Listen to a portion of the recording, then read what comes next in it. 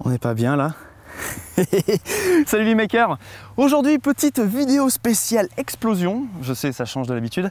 Puisque regardez, j'ai cette petite merveille qui est la Chrono 5.4, qui est une caméra à grande vitesse donc que j'ai en prêt pour une semaine. Et à l'occasion de ça, je vous ai fait une petite vidéo spéciale slow motion où je vous explique un petit peu comment ça marche les caméras à grande vitesse et tout. Et puis bon, bah, il faut quand même que j'aie une séquence avec une onde de choc. On y va? Allez.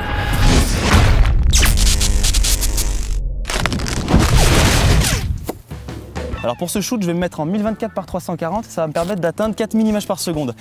La grande vitesse, c'est toujours du dilemme. C'est toujours le choix de dire est-ce que je filme à plus haute résolution et j'ai moins d'images par seconde, ou est-ce qu'au contraire je veux plus d'images par seconde mais une résolution plus basse. Donc j'ai choisi un petit peu l'entre-deux. L'image sera très étirée comme ça, mais au final c'est un phénomène qui va se déplacer latéralement, donc on n'a pas vraiment besoin de hauteur. Safety first. Le gaffeur sera l'avenir. Alors l'explosion, si je la mets sur le côté du cadre, c'est tout simplement pour avoir le plus possible l'onde de choc. L'explosion, ça va être un gros flash lumineux, ça va surexposer l'image et le risque, c'est qu'étant donné que ça arrive de biais dans l'objectif, ça me fasse un lens flare, vous savez, les espèces de d'éblouissements comme ça, super cinéma et tout. Le problème, c'est que la durée du flash sera beaucoup plus longue que la durée où on va voir toute l'onde de choc passer. Donc si j'ai un énorme flash qui éblouit mon image et que l'onde de choc se barre, j'aurai un peu les boules.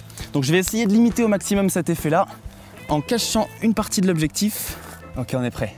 Je teste mon trigger, je prépare le boom et on discute après parce que là, le soleil, c'est tendu. On y va. J'ai pas plus long comme fil. Putain, je vais chier mou. Hein. Onde de choc à 4000 images secondes. En 3, 2, 1.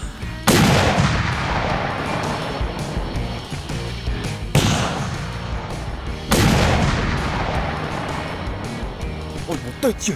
Allez, là ça enregistre le plan, je prie pour qu'on l'ait. Ah, les piafs qui se sont barrés, j'ai dû au moins éteindre 3 espèces.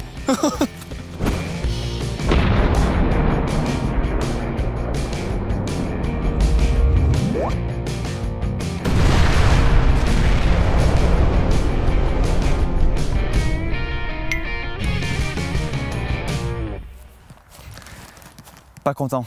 Pas content du tout de ne pas avoir d'onde de choc alors que ça m'a retourné les sourcils. Donc là, je vais préparer une explosion un peu plus costaude. 2,5 fois plus costaude. En fait, c'est la plus grosse que j'ai jamais faite. Donc là, si on n'a pas d'onde de choc, je me mets à la couture. Allez, c'est parti, on y va, on attend le soleil et on fait claquer. Allez, le plus gros boom d'Experiment Boy. Dans 3, 2, 1...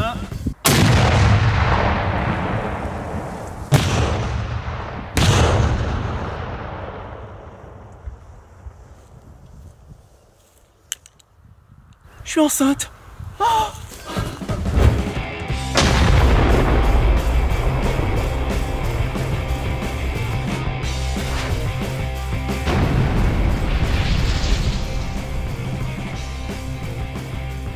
bon bah... La lumière. Oh, effectivement un très gros boom. Pas la plus grosse onde de choc que j'ai prise, mais quand même ça te féconde, hein. Ouais, tu le sens bien. Non mais regardez l'état de la planche, sans déconner.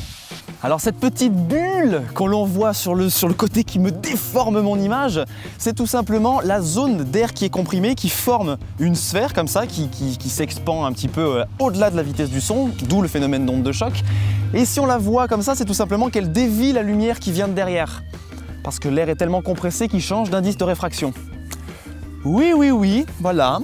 Et tout ça, devinez quoi, j'en parle dans mon bouquin. Et oui, j'ai un chapitre sur les explosions. Alors c'est la petite séquence auto-promo, mais je parle des explosions, donc si ça vous intéresse d'en savoir plus, il y a plein d'autres chapitres, plein de trucs qui claquent et de sciences assez spectaculaires dedans. Donc vous avez une fois de plus le lien dans la description, je vous remercie. Alors même si là, bien sûr, c'est pas du feu d'artifice, soyez très prudents au jour de l'an avec tout ce que vous allez utiliser. Faites attention à vous et surtout faites attention aux autres, respectez les autres si ça dérange, si ça part chez le voisin ou quoi. Faites vraiment pas de conneries, ça en vaut vraiment pas la peine.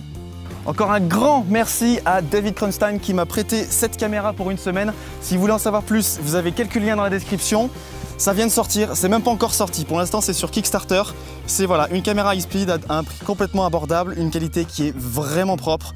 Donc allez-y si ça vous intéresse. Prochaine vidéo Science 2.0 spécial slow motion où je vous explique comment ça marche la grande vitesse, qu'est-ce qu'il faut pour filmer, pourquoi j'ai besoin de soleil, pourquoi je vais vite me jeter sur la caméra pour la déclencher, tout ça. Et puis, peut-être au jour de l'an, je risque de m'amuser un peu. On verra. Allez, prenez soin de vous. Bonne science à tous. Ciao.